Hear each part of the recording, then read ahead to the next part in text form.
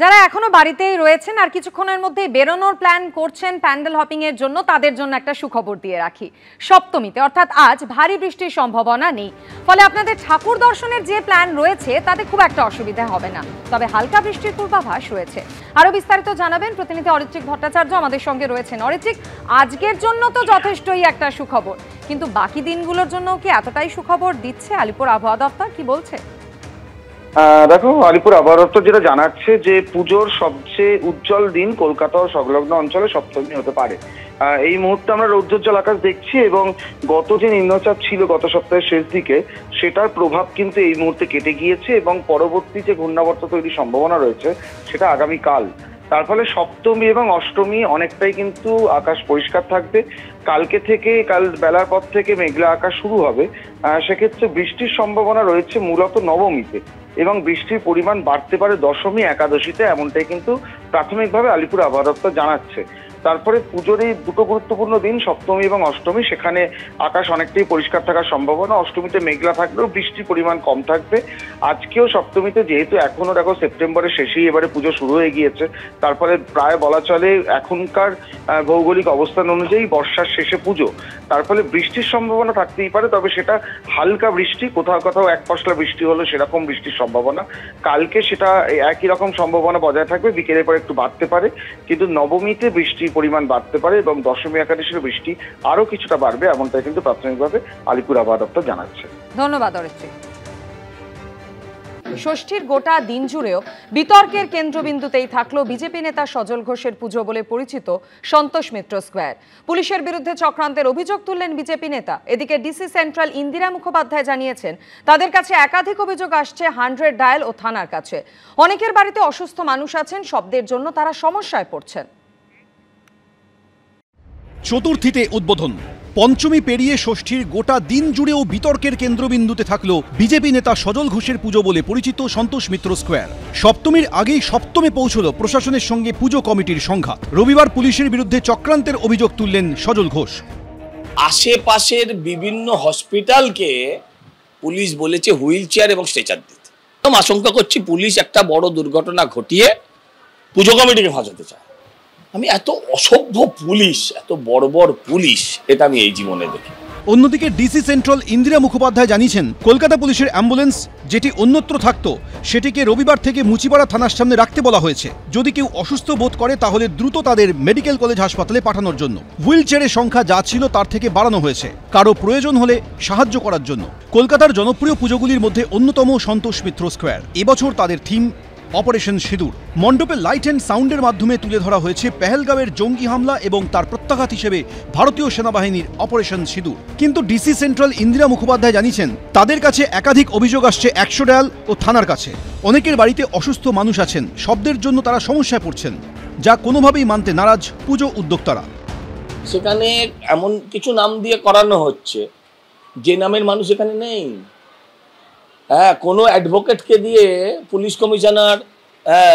Commissioner লেভেলে যতজন আছে সবাইকে মেল করা হচ্ছে যে আমার মাইকে ভীষণ অসুবিধা হচ্ছে, যে আমাকে ভয় দেখিয়ে সে অ্যাডভোকেট বলছে আমাকে পুলিশ চাপ দিচ্ছে। পুরোটাই বানানো মিথ্যে, বেসলেস কাঁচা মিথ্যে। এই প্রেক্ষাপটে রবিবার মণ্ডপ পরিদর্শনে আসেন ডিসি স্পেশাল। সন্তোষ মিত্র স্কোয়ারে আমরা রয়েছি এবং সেক্ষেত্রে কিন্তু ডিসিডি স্পেশাল তিনি এসে পৌঁছেছেন সন্তোষ মিত্র স্কোয়ারে এবং আমি দেখব যে বিষয়টি সেটি হচ্ছে যে এখান থেকে কিন্তু পুলিশের তরফ থেকে একটা ভিজিট, সেই ভিজিটও করা হচ্ছে। কেন্দ্রীয় স্বরাষ্ট্রমন্ত্রী অমিত শাহ এসে পুজোর উদ্বোধন করে গেছেন। সেই পুজোকে কেন্দ্র করেই যত বিতর্ক সংঘাত। পুলিশ প্রশাসনকে নিশানা করে বিজেপির আইটি সেলের প্রধান অমিত মালব্য এক্স হ্যান্ডেলে লিখেছেন এবছর কেন্দ্রীয় স্বরাষ্ট্রমন্ত্রী অমিত শাহ যে সন্তোষ মিত্র স্কোয়ারের দুর্গাপুজোর উদ্বোধন করেছেন সেটি বন্ধ করার জন্য পশ্চিমবঙ্গ সরকার যেভাবে চেষ্টা করছে তা অত্যন্ত লজ্জাজনক। তৃণমূল নেতৃত্বাধীন মমতার প্রশাসন দেবী দুর্গার পুজোয় বাধা দিচ্ছে। এদিন একটি ভিডিও দেখিয়ে সজল ঘোষ দাবি করেন সন্তোষ মিত্র স্কোয়ারের পুজোয় লাইট অ্যান্ড সাউন্ডে পুলিশ অসুবিধার কথা বললেও এক তৃণমূল নেতার পুজোয় লাইভ শো হচ্ছে। কালকে কমিশনারকে বলতে শুনেছি যে ওখানে একটা 2-3 মিনিটের প্রোগ্রাম চলছে, আমি নাম করতে চাই না, আমি আপনাদের ভিডিওতে দেখাচ্ছি। একজন তৃণমূল নেতার এবং ছোট পুজো না বড় পুজোর 5 মিনিট ধরে লাইভ শো হচ্ছে। তারবেলা সজলের পুজোটা জিওগ্রাফিক্যালি যেখানে লোকেটেড সেখানে একটা জিওগ্রাফিক্যাল অ্যাডভান্টেজ পাওয়া যায়। ত্রিধারার ক্ষেত্রে তো সেই অ্যাডভান্টেজ নেই। ত্রিধারার পুজো একটা গলির মধ্যে হয় আলাদা করে। সন্তোষ মিত্র স্কোয়ার কলকাতা শহরের অন্যতম একটা প্রাইম ডেস্টিনেশন। ত্রিধারার পুজো দেবাশিস কুমার তার নিজের কৃতিত্বে একটা ছোট পুজোকে আজকে এই জায়গায় এনেছেন, সেটা একটা গলির ভেতরে, তাই ওখানে ট্রাফিকের কোনো সমস্যা হচ্ছে না। উল্টে এন্টায়ার রাস্তাটা ত্রিধারার পুজোর জন্য তো কোথাও প্যান্ডেল দিয়ে রাস্তা ব্লক করা হয়নি। সব মিলিয়ে মধ্য গগনে যখন বাঙালির শ্রেষ্ঠ উৎসব, তখনও সন্তোষ মিত্র স্কোয়ারের পুজো নিয়ে পুলিশের সঙ্গে সপ্তমে সংঘাত। পার্থপ্রতিম ঘোষ ও দীপক ঘোষ, এবিপি আনন্দ, কলকাতা। আর এই যাবতীয় বিতর্কের মধ্যে গতকাল সন্তোষ মিত্র স্কোয়ারের পুজো মণ্ডপে গেলেন প্রাক্তন টিএমসিপি নেতা প্রান্তিক চক্রবর্তী এবং রাজন্না হালদার। সন্তোষ মিত্র স্কোয়ারে ৯০তম বর্ষে এবারের ভাবনা অপারেশন সিঁদুর। উদ্যোক্তা সজল ঘোষ। তার রাজনৈতিক পরিচয়, তিনি কলকাতা পুরসভার ৫০ নম্বর ওয়ার্ডের বিজেপি কাউন্সিলর। অন্যদিকে তৃণমূল কংগ্রেসের, তৃণমূল ছাত্র পরিষদের অধুনা ২ নেতা নেত্রী প্রান্তিক চক্রবর্তী, রাজন্না হালদার। এই যে একেবারে আমি দেখলাম রাজন্না ও প্রান্তিক দর্শনার্থীদের থেকে একটু আলাদা হিসেবে তারা এলো। এবং আমি একসময় শুনেছিলাম সজল ঘোষ বলেছিল তৃণমূলের অনেকেই আসতে চায়, আসতে পারে না, ওরা পারলো। কি বলবে? অনেকে আসেও, অনেকে আগের বারেও অনেকে এসছে, এবারেও এসছে। যাদের একটু সাহস আছে তারা আসবে। আর ও এখন পুরো তৃণমূলে নেই, তৃণমূলের বিরাট ভাজন এখন। আমি আজকে এখানে কোনো রাজনীতি করব না।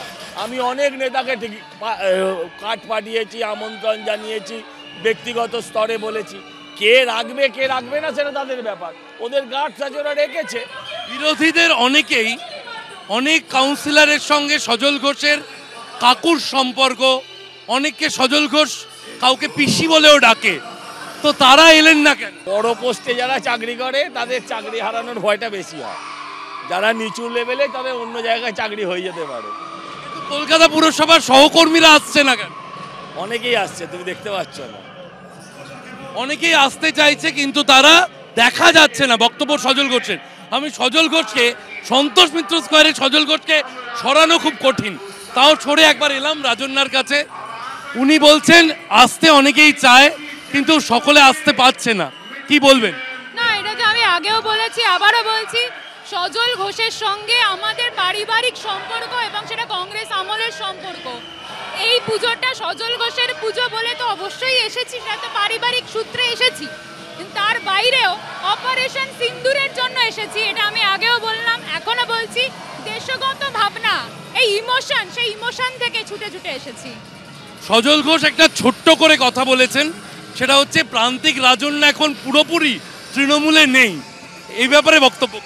না, অবশ্যই আমরা যেহেতু নিলম্বিত, তো অবশ্যই পুরোপুরি তো নেই, এটা ঠিকই তো বলেছে, ভুল তো কিছু বলেননি। পুরোপুরি থাকলে তখন নিশ্চয়ই বলতেন যে সম্পূর্ণরূপে রয়েছে। নিলম্বিত, তাই পুরোপুরি নেই। প্রান্তিকের বক্তব্য কি? একসময় তৃণমূল ছাত্র পরিষদের রাজ্য সহ সভাপতি। আমরা এখন দুর্গাপুজোয় আছি, সজলদার অপারেশন সিন্দুরে আছে এই মুহূর্তে, এইটুকুই বলতে পারি। প্রান্তিক রাজন্না তৃণমূলে আছে কিনা বিতর্ক তুলেছিলেন সজল ঘোষ। এখন তারা বলছেন আপাতত দুর্গা পুজোয় আছি। ক্যামেরায় কৌশিক কর্মকারের সঙ্গে শিবাশিস মৌলিক, এবিপি আনন্দ, কলকাতা।